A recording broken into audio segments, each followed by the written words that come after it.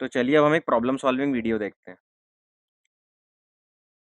तो हमारे पास सवाल है, एक थ्री व्हीलर में एक ड्राइवर है जो थ्री व्हीलर को 36 किलोमीटर पर आवर की स्पीड से चलाता है।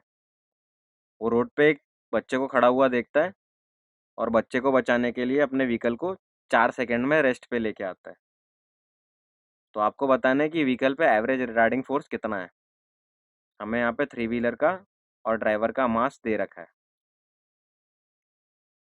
तो मैं चाहता हूँ कि आप वीडियो को 3 मिनट के लिए पॉज करें और इस क्वेश्चन को खुद से सॉल्व करने की कोशिश करें।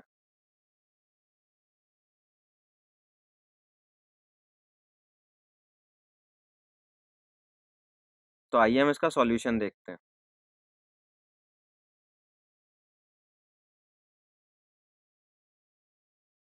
तो हमारे पास टोटल मास है जो कि mass of the driver plus mass of the three wheeler है।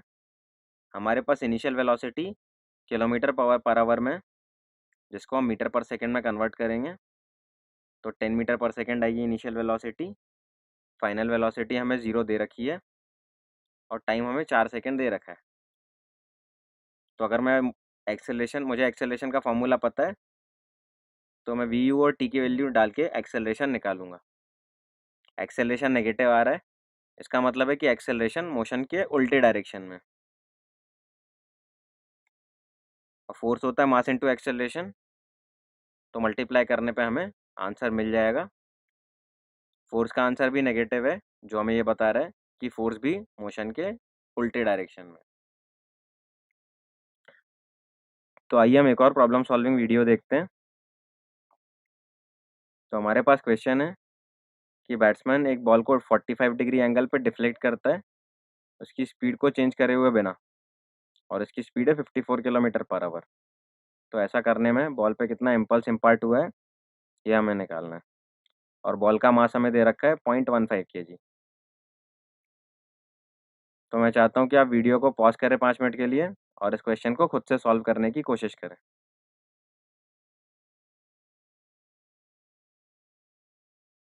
तो आइए हम इसका सॉल्यूशन देखते हैं। तो सबसे पहले गिवन सिचुएशन का फिगर बनाते हैं हम यहाँ पे। आप आर एस को बैट समझ सकते हो। यहाँ पे बैट्समैन के बैट को आर एस से शो किया हुआ है। ये वो वेक्टर इनिशियल वेलोसिटी वेक्टर है। बॉल टकराने के बाद ओबी वेक्टर के अलॉन्ग जाती है और एंगल हमें 45 डिग्री दिया हुआ है। तो अगर एंगल 45 है तो आधा एंगल 22.5 डिग्री होगा, जो कि लाइन ए ओ और ओ पी के बीच में, या फिर ओ पी और ओ बी के बीच में। तो अगर मैं इनिशियल और फाइनल स्पीड को मीटर पर सेकंड में कन्वर्ट करूं, तो मेरे पास आंसर आएगा 15 मीटर पर सेकंड। मैं मीटर पर सेकंड में क्यों कन्वर्ट करता हूं? क्योंकि बाकी सारा डेटा मुझे एसआई यूनिट में दिया हुआ है और मुझे पता है कि एसआई सिस्टम में स्पीड का यूनिट होता है मीटर पर सेकंड, ना कि किलोमीटर पर आवर। तो अब मैं एक्स के इनिशियल मोमेंटम को लिखूं तो ये हो जाएगा एम यू कॉस थीटा, और एक्स के फाइनल मोमेंटम को लिखूं तो minus M U cos theta हो जाएगा। आप यहाँ पे देख सकते हो कि टकराने के बाद बॉल एक्स में नेगेटिव डायरेक्शन में जाती है, इसलिए बॉल का एक्स में फाइनल मोमेंटम नेगेटिव आ रहा है। सिमिलरली बॉल का वाई में initial momentum minus M U sine theta है, वाई का और बॉल का वाई में final momentum minus M U sine theta ही है। तो बॉल को आप देख सकते हो कि टकराने से पहले और टकराने के बाद भी दोनों केसेस में बॉल वाई डायरेक्शन में नेगेटिव में ही ट्रैवल कर रही थी, इसलिए वाई कंपोनेंट के मोमेंटम इनिशियल और फाइनल दोनों ही नेगेटिव है। तो change in momentum X direction में होगा minus two M U cos theta, और change in momentum Y direction में होगा 0। और हमें पता है कि इम्पल्स इम्पार्टेड जो होगा वो चेंज इन मोमेंटम के बराबर होगा। तो वैल्यूज डालने पे हमें आंसर मिल जाएगा। तो चलिए अब हम अपना अगला टॉपिक शुरू करते हैं, जिसका नाम है application of Newton's laws of motion. तो इस टॉपिक में हम ये सारी बातें सीखने वाले हैं। तो हमारा पहला सब टॉपिक है फ्री बॉडी डायग्राम। तो फ्री बॉडी डायग्राम सीखने से पहले हमें सिस्टम का डेफिनेशन समझना चाहिए। तो सिस्टम का डेफिनेशन है, बहुत ही सिंपल सा डेफिनेशन है कि एक बॉडी का ऐसा पार्ट जिस पार्ट में हम इंटरेस्टेड है हम उसको सिस्टम बोलेंगे। जैसे आप इस फिगर में देख पा रहे हो, अगर मैं लेटस से 15 kg के मास में इंटरेस्टेड हूं, तो 15 kg मेरा सिस्टम है। अगर मैं 5 kg में इंटरेस्टेड होता तो 5 kg मेरा सिस्टम होता। तो चलिए हम देखते हैं कि एफबीडी बनाने के स्टेप्स क्या क्या हैं। तो पहला स्टेप है कि हमें कोई भी गिवन सिचुएशन का स्केच बनाना है। तो यहाँ पे एक बहुत ही सिंपल सी सिचुएशन हमें दी हुई है, जहाँ पे कि एक ब्लॉक एक हॉरिजॉन्टल सरफेस पे रखा हुआ है। अगला स्टेप है कि हम सिस्टम को आइडेंटिफाई करेंगे। तो क्योंकि मैं मास के मोशन में इंटरेस्टेड हूँ या फिर मास में इंटरेस्टेड हूँ, तो मास मेरा सिस्टम है। इसके बाद मैं सिस्टम पे लगने वाले सारे एक्सटर्नल फोर्सेस आइडेंटिफाई करूंगा, और इसके बाद उन फोर्सेस को मैं रिप्रेजेंट करूंगा। mg क्योंकि एक यूनिवर्सल फोर्स है, वो हमेशा लगेगा, तो उसको मैंने दिखा दिया नीचे की तरफ, और सरफेस ब्लॉक पे लगाएगी नॉर्मल रिएक्शन ऊपर की तरफ। तो अगर और भी सिस्टम्स में हम इंटरेस्टेड हैं तो उन सिस्टम को हम अलग से बनाएंगे और उनके लिए 3 और 4 स्टेप रिपीट करेंगे।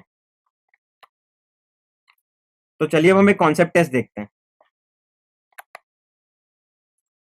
तो हमारे पास क्वेश्चन है, ये एक मास 2 स्ट्रिंग से हैंग कर रहा है और हमें इस मास का फ्री बॉडी डायग्राम बनाना है।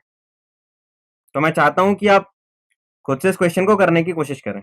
तो यहाँ पे हम मास हमारा सिस्टम है, तो हम मास को अलग से बनाएंगे, ग्रेविटेशनल फोर्स दिखाएंगे नीचे की तरफ, और मास 2 रस्सियों से कनेक्टेड है तो दोनों रस्सियां उस पर टेंशन लगाएंगी। टेंशन का नाम हम अलग अलग देंगे, T1 और T2। तो चलिए अब हम अपना अगला सब टॉपिक देखते हैं, जो है इक्विलिब्रियम ऑफ अ पार्टिकल। तो मैकेनिक्स में इक्विलिब्रियम का मतलब होता है कि अगर किसी पार्टिकल पे नेट एक्सटर्नल फोर्स 0 है तो वो पार्टिकल इक्विलिब्रियम में। मैथमेटिकली मैं बोल सकता हूं कि vector F net is equal to 0। तो लेटस से कि एक पार्टिकल है जिसपे 3 फोर्सेस लग रहे हैं, F1, F2 और F3, जैसा कि आप फिगर में देख पा रहे हैं। तो अगर ये पार्टिकल इक्विलिब्रियम में, तो इन तीनों फोर्सेस का वेक्टर एडिशन 0 के बराबर होगा।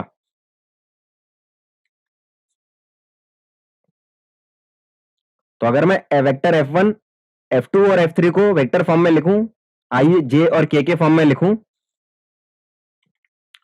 और फिर आई वाले टर्म्स एक साथ, जे वाले टर्म्स एक साथ और के वाले टर्म्स एक साथ लिखूं,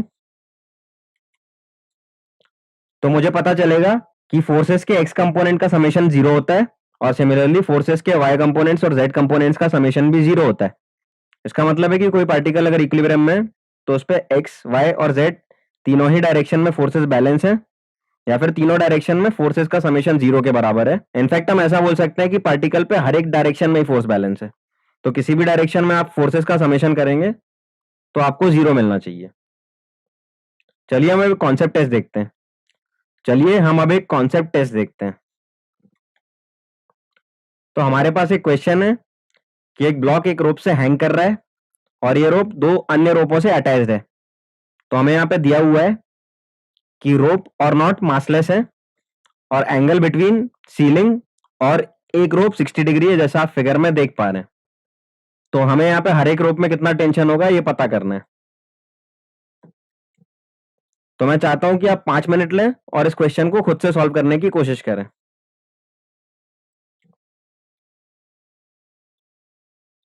तो सबसे पहले हम नॉट का फ्री बॉडी डायग्राम बनाएंगे। नॉट को हमने ओ से दर्शाया है। तो नॉट पे 3 टेंशन लग रहे हैं, T1, T2 और T3। इसका मतलब है कि कम से कम 3 इक्वेशन तो बनाने पड़ेंगे हमें इस सवाल में।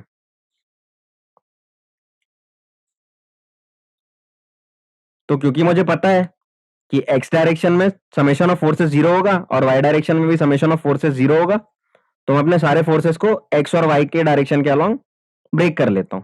तो अगर मैं एक्स डायरेक्शन में फोर्सेस के समेशन को 0 करूं तो मुझे ये इक्वेशन मिलेगी, और अगर मैं वाई डायरेक्शन में समेशन ऑफ फोर्सेस को 0 करूं तो मुझे ये इक्वेशन मिलेगी। तो अभी तक मेरे को 2 इक्वेशन मिल चुकी हैं और मेरे पास 3 वेरिएबल हैं, T1, T2 और T3। तो मैं एक और इक्वेशन बनाऊंगा। तो उस इक्वेशन को बनाने के लिए मैं ब्लॉक का फ्री बॉडी डायग्राम बनाऊंगा। तो ब्लॉक पे एक फोर्स लग रहा है W नीचे, और ब्लॉक पे लग रहा है T3 ऊपर। तो फिर वाई डायरेक्शन में फोर्सेस को 0 करने पे मुझे T3 is equal to W मिल जाएगा। इनफैक्ट T1 और T2 की वैल्यूज भी मिल जाएंगी। तो चलिए अब हम अपना अगला सब टॉपिक देखते हैं, कंजर्वेशन ऑफ मोमेंटम। तो कंजर्वेशन ऑफ मोमेंटम को समझने के लिए मैं एक सिचुएशन लेता हूं। यहां पर मेरे पास एक सिचुएशन है जिसमें मेरे पास 2 बॉल्स हैं। यहां पे हमें दिया हुआ है कि ए की वेलोसिटी बी से ज्यादा है। इसका मतलब है कि आगे वाली बॉल पीछे वाली बॉल से स्लो चल रही है। इसका मतलब है कि आगे जाके ये बॉल्स कोलाइड हो जाएंगी। तो यहां पे हमने अज्यूम करा है कि ये सिस्टम आइसोलेटेड है, मतलब इन दो बॉल्स का आपस में ही इंटरेक्शन होगा और कोई इंटरेक्शन नहीं होगा। इसका मतलब है कि अगर मैं दोनों बॉल्स को सिस्टम मानूं तो इस सिस्टम पे कोई एक्सटर्नल फोर्स नहीं है। तो अभी तक हमने सिस्टम में एक ही बॉडी ली थी, मगर यहां पे हम सिस्टम में पहली बार 2 बॉडी ले रहे हैं। हम सिस्टम में इनफैक्ट 3 या 4 बॉडीज भी ले सकते हैं। तो कुछ समय बाद बॉल्स कोलाइड करेंगी। कोलिजन का जो प्रोसेस होता है बहुत ही छोटे टाइम के लिए होगा और दोनों बॉल्स एक दूसरे पे फोर्स लगाएंगी, जो कि आप इन एरोस से देख सकते हो। तो कोलिजन के बाद बॉल्स की वेलोसिटी हम वीए और वीबी मान लेते हैं। तो हम इस सिस्टम का इनिशियल मोमेंटम लिखते हैं। तो क्योंकि सिस्टम में दोनों बॉल्स हैं तो दोनों बॉल्स का मोमेंटम हमें लिखना होगा। तो ए का मोमेंटम है M A into U A और बी का मोमेंटम है M B into U B. Similarly हम फाइनल मोमेंटम भी लिखते हैं सिस्टम का। तो ए का फाइनल मोमेंटम होगा M A into V A और बी का फाइनल मोमेंटम होगा M B into V B. अब मैं दोनों के लिए rate of change of momentum लिखता हूं। तो मुझे पता है rate of change of momentum होता है change in momentum divide by time. और हमने यहाँ पे कोलिजन के बीच के टाइम को और हमने यहाँ पे कोलिजन के प्रोसेस के ड्यूरेशन को टी माना है। तो rate of change of momentum हो जाएगा final momentum minus initial momentum by time. तो ए के लिए अगर मैं rate of change of momentum लिखूं तो ये हो जाएगा mass into change in velocity divide by time. Change in velocity होगा मेरा V A minus U A, जो कि मेरी फाइनल वेलोसिटी है वी ए और इनिशियल वेलोसिटी है यू ए। सिमिलरली मैं बी का मोमेंटम भी लिखूंगा। अब क्योंकि मुझे पता है rate of change of momentum force के बराबर है, तो इस तरीके से मैं एफ ए बी और एफ बी ए भी लिख सकता हूं। एफ ए बी का मतलब है force applied on ball A by B, मतलब बॉल ए पे बॉल बी द्वारा लगाया हुआ force. Similarly F B A का मतलब है force applied by ball A on ball B. और हमें पता है न्यूटन के थर्ड लॉ से कि एफ ए बी और F B a action reaction pair है। तो न्यूटन लॉ के हिसाब से ये दोनों मैग्नीट्यूड में बराबर होंगे और साइन में उल्टे होंगे, क्योंकि एक्शन रिएक्शन पेयर की डायरेक्शंस एक दूसरे के विपरीत होती हैं। तो इसलिए मैं लिख सकता हूं F A B is equal to minus F B A. और वैल्यूज डालने पे मुझे ये इक्वेशन मिलेगा। इसको अगर मैं सिंप्लीफाई करूं तो मेरे पास ये एक्सप्रेशन मिलेगा, जो कि है M A U A plus M B U B is equal to M A V A plus M B V B. तो अगर आप ध्यान दें तो लेफ्ट हैंड साइड पे हमारे पास इनिशियल मोमेंटम लिखा है सिस्टम का। तो इससे हम बोल सकते हैं कि कोलिजन के पहले जो मोमेंटम था वही मोमेंटम कोलिजन के बाद है, मतलब इस पूरे प्रोसेस में मोमेंटम कंजर्व रहा। तो हम कंजर्वेशन मोमेंटम का स्टेटमेंट समझ लेते हैं। तो स्टेटमेंट है कि एक आइसोलेटेड सिस्टम, मतलब जिसपे कोई एक्सटर्नल फोर्स एक्ट नहीं कर रहा है, ऐसे सिस्टम का मोमेंटम कंजर्व होता है, जिसको मैथमेटिकली मैं लिख सकता हूँ P I vector is equal to P F vector. क्योंकि मोमेंटम एक वेक्टर क्वांटिटी है तो मुझे इनिशियल मोमेंटम और फाइनल मोमेंटम को वेक्टोरियली लिखना पड़ेगा। चलिए अब हम एक कॉन्सेप्ट टेस्ट करते हैं। तो हमारे पास क्वेश्चन है कि दो ऑब्जेक्ट्स जिनका मास 100 ग्राम और 200 ग्राम है, ये सेम लाइन पे चल रहे हैं, सेम डायरेक्शन में, और इनकी वेलोसिटी है 3 मीटर पर सेकेंड और 1 मीटर पर सेकेंड। कुछ समय बाद ये कोलाइड करते हैं। कोलिजन के बाद पहले ऑब्जेक्ट की वेलोसिटी 1.2 मीटर पर सेकेंड है। हमें यहाँ पे फाइंड करना है दूसरे बॉल की वेलोसिटी आफ्टर कोलिजन। तो मैं चाहता हूं कि आप 2 मिनट लें और इस क्वेश्चन को खुद से सॉल्व करने की कोशिश करें। तो चलिए हम इसका सॉल्यूशन देख लेते हैं। तो मैं यहाँ पे बिफोर कोलिजन और आफ्टर कोलिजन दोनों के फिगर्स बनाऊंगा और इसके बाद मुझे पता है कि दोनों ब्लॉक्स पे हॉरिजॉन्टल डायरेक्शन में कोई एक्सटर्नल फोर्स नहीं है। ए और बी में जो आपस में फोर्स लगेगा वो इंटरनल होगा, लेकिन इस सिस्टम पे कोई एक्सटर्नल फोर्स नहीं है। तो मैं मोमेंटम कंजर्व कर सकता हूं। मैं यहाँ पे लिख सकता हूं initial momentum is equal to final momentum. Initial momentum होगा मेरा बॉल ए का initial momentum plus ball B का initial momentum, similarly final momentum मेरा होगा बॉल ए का final momentum plus ball B का फाइनल मोमेंटम। मुझे सारी वैल्यूज पता है तो मुझे वीबी मिल जाएगा। तो चलिए अब हम एक और कॉन्सेप्ट टेस्ट देखते हैं। तो मेरे पास क्वेश्चन है कि एक 5 ग्राम की बुलेट को एक 5 केजी के गन से शूट करा जाता है और बुलेट की मजल वेलोसिटी 500 मीटर पर सेकंड दी हुई है। मजल वेलोसिटी का मतलब वो वेलोसिटी है जिस वेलोसिटी से बुलेट गन को छोड़ता है। तो यहाँ पे मुझे गन की रिकॉइल वेलोसिटी फाइंड करनी है। तो आप यहाँ पे समझ पा रहे होंगे कि अगर मैं एक गन से बुलेट को शूट करता हूं तो गन पीछे की ओर जाती है, तो आपको गन की यही वेलोसिटी पता करनी है। तो मैं चाहता हूं कि आप 2 मिनट लें और इस क्वेश्चन को खुद से सॉल्व करने की कोशिश करें। तो चलिए हम इसका सॉल्यूशन देख लेते हैं। तो मैं बिफोर फायरिंग और आफ्टर फायरिंग दोनों केसेस के फिगर बनाऊंगा और मेरे को पता है कि बुलेट प्लस गन को अगर मैं सिस्टम मानूं तो इस पर कोई एक्सटर्नल फोर्स नहीं लग रहा है। बुलेट और गन के बीच का जो भी फोर्स है वो इंटरनल फोर्स होगा। तो मैं इनिशियल मोमेंटम और फाइनल मोमेंटम को बराबर कर सकता हूं। तो मोमेंटम कंजर्वेशन की इक्वेशन लिख के सारी वैल्यूज डालते ही मुझे वेलोसिटी ऑफ गन मिल जाता है। तो मोमेंटम कंजर्वेशन की इक्वेशन लिख के और सारी वैल्यूज डाल के मुझे वेलोसिटी ऑफ गन मिल जाता है जो कि मेरा नेगेटिव आ रहा है। तो यहाँ पे नेगेटिव आना भी चाहिए था क्योंकि गन की वेलोसिटी बुलेट की वेलोसिटी के विपरीत डायरेक्शन में होगी। आपको यहाँ पे डाउट आ सकता है कि हाथ का गन पे जो फोर्स है वो एक एक्सटर्नल फोर्स है क्या? तो क्या हम ऐसा नहीं कर सकते? तो क्या कंजर्वेशन ऑफ मोमेंटम करना गलत है? तो आपका डाउट सही है। हाथ का जो फोर्स है वो एक्सटर्नल फोर्स है, लेकिन यहाँ पे ध्यान देने वाली बात यह है कि जो फायरिंग का टाइम ड्यूरेशन है वो बहुत ही छोटा है। तो फायरिंग के टाइम ड्यूरेशन के छोटे होने की वजह से जो हाथ पे चेंज इन मोमेंटम होगा वो नेग्लेजिबल होगा, क्योंकि चेंज इन मोमेंटम होता है एफ इंटू डी टी और यहाँ पे डी टी ना के बराबर है। तो मैं हाथ पे लगने वाले फोर्स को इग्नोर कर सकता हूं। तो इन सारे कॉन्सेप्ट्स में और अच्छी अंडरस्टैंडिंग के लिए मैं चाहता हूं कि आप ये सारे क्वेश्चन होमवर्क के तौर पे ट्राई करें। चलिए हम एक प्रॉब्लम सॉल्विंग वीडियो देखते हैं। तो हमारे पास क्वेश्चन है, हमें फ्री बॉडी डायग्राम बनाना है दोनों मासेस और पुली का, और हमें यहाँ पे दे रखा है कि रोप मासलेस है और पुली मासलेस और फ्रिक्शनलेस है। तो हमारी रियल दुनिया में मासलेस रोप नहीं होती और फ्रिक्शनलेस कुछ भी नहीं होता। मासलेस और फ्रिक्शनलेस एक आइडियल कंसेप्ट है। तो चलिए इसका सॉल्यूशन देखते हैं हम। तो क्योंकि हमें दोनों मास और पुली का फ्री बॉडी डायग्राम बनाना है और इसके लेफ्ट में रस्सी इस पे टेंशन लगाएगी T1। हम आगे समझेंगे कि इस टेंशन को हमने T1 क्यों बोला और T क्यों नहीं बोला। यहाँ पे हमने टेंशन को T इसलिए नहीं बोला क्योंकि दोनों मास और पुली पे टेंशन लग रहे हैं और हमें नहीं पता है कि सारे टेंशन बराबर है, तो इसीलिए हमको अलग अलग नाम देना पड़ेगा टेंशन को। तो पुली जिस रॉड की मदद से कनेक्टेड है वो रॉड उस पर एक फोर्स लगा रही है जिसको हम आर वेक्टर से डिनोट करते हैं और जिसको हम हिंज फोर्स बोलते हैं। तो हिंज फोर्स वर्ड आप पहली बार सुन रहे होंगे। तो हिंज फोर्स एक ऐसा फोर्स होता है जो दो ऑब्जेक्ट्स के जंक्शन पे लगता है। जैसे यहाँ पे रॉड की मदद से पुली कनेक्टेड है तो रॉड पुली पे एक हिंज फोर्स लगा रही है। आपकी क्लासरूम में आप देख सकते हो कि आपका ब्लैक बोर्ड नेल्स की मदद से वॉल पे अटैच्ड है, तो नेल्स ब्लैक बोर्ड पे हिंज फोर्स लगा रही है। तो ये हमारा हिंज फोर्स होता है। इसके बाद हम तीसरे मास का फ्री बॉडी डायग्राम देखते हैं। तो इस मास पे सिर्फ दो ही फोर्स लग रहा है, mg और टेंशन T4। इस पे कोई नॉर्मल नहीं लग रहा। क्यों नहीं लग रहा? क्योंकि ये किसी भी सरफेस के कांटेक्ट में नहीं है। इसका मतलब है कि अगर स्ट्रिंग और पुली आइडियल होंगी तो स्ट्रिंग में हर जगह टेंशन सेम होगा। तो अभी आप देख सकते हैं कि हमने सारे के सारे टेंशन को T1 से डिनोट करा है, लेकिन हम शुरुआत में ऐसा नहीं करेंगे। शुरुआत में हम सारे टेंशन को अलग अलग मानेंगे। क्यों?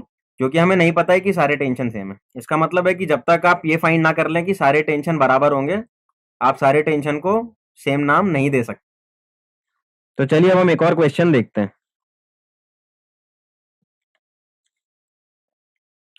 तो हमें यहाँ पे दे रखा है कि दो ब्लॉक जिनका मास बराबर है, ये एक लाइट एंड एक्सटेंसिबल स्ट्रिंग से कनेक्टेड है। तो लाइट स्ट्रिंग से हम मान सकते हैं कि स्ट्रिंग मासलेस है और इनएक्सटेंसिबल का मतलब है कि स्ट्रिंग खिंच नहीं सकती। तो यहाँ पे दो में से एक ब्लॉक को खींचा जाता है कांस्टेंट फोर्स F द्वारा। जो फोर्स F का डायरेक्शन है वो रोप के अलोंग है, तो इसका मतलब रोप के लेंथ के अलोंग ही फोर्स का डायरेक्शन है। तो हमें बताना है कि उन दोनों ब्लॉक्स को कनेक्ट करने वाली स्ट्रिंग में कितना टेंशन होगा। तो चलिए इसका सॉल्यूशन देखते हैं। तो यहाँ पे मैं ए और बी को अलग अलग से देखूंगा। तो पहले मैं ए का फ्री बॉडी डायग्राम बनाता हूँ। तो ए पे राइट में लग रहा है फोर्स एफ, लेफ्ट में लगेगा टेंशन टी, रस्सी उसको लेफ्ट की तरफ खींचेगी, ग्रेविटी हमेशा लगता है नीचे की तरफ mg, और नॉर्मल रिएक्शन को हमने na बोला है यहाँ पे। जैसा कि आपके लिए ऑब्वियस होगा कि ब्लॉक ए राइट में ही चलेगा, तो हमने ब्लॉक ए के एक्सेलरेशन को राइट में ए मान लिया है। हमें ए पता नहीं है, हमने एक्सेलरेशन की वैल्यू ए मान ली है, हम उसे ए को फाइंड कर लेंगे। इसके बाद हम बी का फ्री बॉडी डायग्राम बनाते हैं। तो बी पे टेंशन लगेगा राइट साइड में, क्योंकि रस्सी उसको राइट साइड में खींच रही होगी, ग्रेविटी लगेगा नीचे, और नॉर्मल रिएक्शन को हम एक डिफरेंट नाम से बोलेंगे एनबी से। और क्योंकि ए और बी एक ऐसी रस्सी से बंधे हुए हैं जो रस्सी खींच नहीं सकती, इसका मतलब ए और बी को साथ साथ चलना पड़ेगा। इसका मतलब कि बी के एक्सेलरेशन को ए के बराबर होना पड़ेगा। तो बी का एक्सेलरेशन भी ए होगा राइटवर्ड डायरेक्शन में। अब मैं ब्लॉक ए के लिए न्यूटन के सेकेंड लॉ की इक्वेशन लिखता हूं, जो कि है F net is equal to mass into acceleration. तो यहाँ पे राइटवर्ड डायरेक्शन में नेट फोर्स होगा एफ माइनस टी, जो कि बराबर होगा mass into acceleration in the rightward direction के। सिमिलरली ब्लॉक बी के लिए भी मैं न्यूटन के सेकंड लॉ की इक्वेशन लिखूंगा। तो ब्लॉक बी पे नेट फोर्स लग रहा है राइट डायरेक्शन में, तो राइट डायरेक्शन में नेट फोर्स है टी, जो कि बराबर होगा mass into acceleration in the rightward direction. तो सॉल्व करने पर मुझे टी की वैल्यू f/2 मिल जाएगी। तो हमने सवाल को मैथमेटिकली कर लिया। अब हम देखते हैं कि हम कॉमन सेंस से भी बोल सकते थे कि टेंशन का आंसर f/2 होना चाहिए था, क्योंकि अगर दो ब्लॉक्स को खींचने के लिए फोर्स F लग रहा है, तो एक ब्लॉक को खींचने के लिए फोर्स कितना लगेगा? फोर्स आधा लगना चाहिए f/2। बी को कौन खींच रहा है? बी को खींच रही है ए और बी के बीच की रोप। तो टेंशन रोप में कितना होना चाहिए? रोप में टेंशन होना चाहिए f/2। तो चलिए हम एक और क्वेश्चन देखते हैं। तो यहाँ पे हमारे पास क्वेश्चन है कि दो मासेस, एक 8 kg का और एक 12 kg का, ये एक लाइट और इनएक्सटेंसिबल स्ट्रिंग से कनेक्टेड है। लाइट से हम समझ सकते हैं कि स्ट्रिंग मासलेस है, और इनएक्सटेंसिबल का मतलब कि रस्सी खींच नहीं सकती। ये रोप एक पुली के ऊपर जाती है, और पुली भी फ्रिक्शनलेस है। तो हमें बताना है मासेस का एक्सेलरेशन और स्ट्रिंग में टेंशन जब इन मासेस को हम छोड़ देते हैं। तो मैं चाहता हूं कि आप 5 मिनट लें और इस क्वेश्चन को खुद से सॉल्व करने की कोशिश करें। तो सबसे पहले हम सिचुएशन को ड्रॉ करेंगे। तो यहाँ पे हम दोनों ब्लॉक्स के एक्सेलरेशन को अज्यूम कर लेते हैं। हमें पता है कि 12 kg वाला ब्लॉक भारी है, तो 12 kg वाला नीचे जाएगा और 8 kg वाला ऊपर जाएगा। 12 kg वाले के एक्सेलरेशन को मैंने a1 माना, और 8 kg वाले के एक्सेलरेशन को मैंने a2 माना। अब मैंने 12 kg और 8 kg दोनों का फ्री बॉडी डायग्राम बनाया। दोनों पे दो ही फोर्स लग रहे हैं, एक ग्रेविटेशनल फोर्स नीचे की तरफ और एक टेंशन टी ऊपर की तरफ। तो क्योंकि हमें पता है कि ए और बी एक ऐसी रस्सी से कनेक्टेड है जो खींच नहीं सकती है, इसका मतलब ए और बी का हर समय बराबर डिस्प्लेसमेंट होगा। और क्योंकि बराबर डिस्प्लेसमेंट होगा, तो ए और बी की हर समय बराबर वेलोसिटी होगी, और इसीलिए ए और बी का बराबर एक्सेलरेशन भी होगा।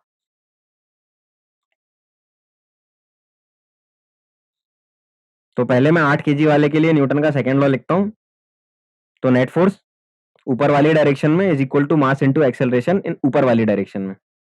तो नेट फोर्स ऊपर वाले डायरेक्शन में हो जाएगा T minus M G. M G की वैल्यू मैं लिख सकता हूँ 8g। T minus M G is equal to M A. तो मास की वैल्यू 8 डालने पे मुझे इक्वेशन 1 मिल जाएगी। सिमिलरली मैं 12 kg वाले के लिए न्यूटन का सेकंड लॉ लिखूंगा, जो कि होगा एफ नेट नीचे वाली डायरेक्शन में is equal to mass into acceleration नीचे वाली डायरेक्शन में।